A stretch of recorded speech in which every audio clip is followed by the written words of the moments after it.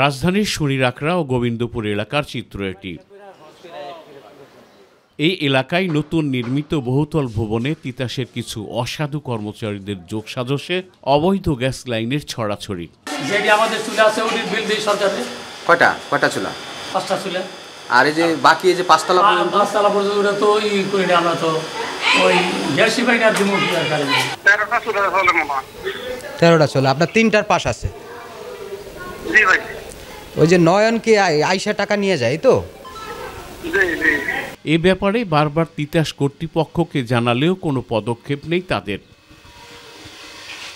এদিকে গ্যাসের হাহাকারে সাধারণ মানুষ, চুলা আছে গ্যাস নাই, ফলে নানা সমস্যায় পড়ছেন তারা।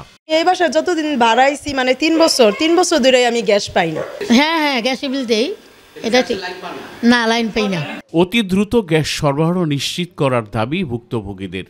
এইখানে না আমি করলাম বাংলাদেশ জুইরা অবৈধ আছে, লাইন দেওয়া উচিত, আর যেটা অবৈধ লাইন এখানে বিচ্যুত করা উচিত। এলাকায় গ্যাস সরবরাহ নিশ্চিত সহ অসাধু কর্মচারীদের বিরুদ্ধে শাস্তিমূলক ব্যবস্থা গ্রহণের কথা বললেন তিতাসের ব্যবস্থাপনা পরিচালক শাহনিয়াজ পারভেজ। তিতাস একটা মূল চ্যালেঞ্জ, তিতাসের সিস্টেম লস বেশি, এটাকে কমানোর জন্য প্রথমেই হলো আমার অবৈধ সংযোগগুলো বিচ্ছিন্ন করতে হবে।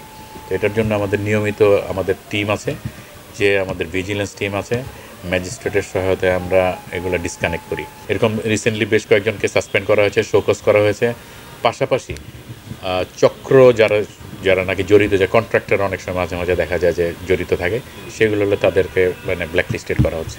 এস এম খোরশেদ আলম, মাই টিভি, ঢাকা।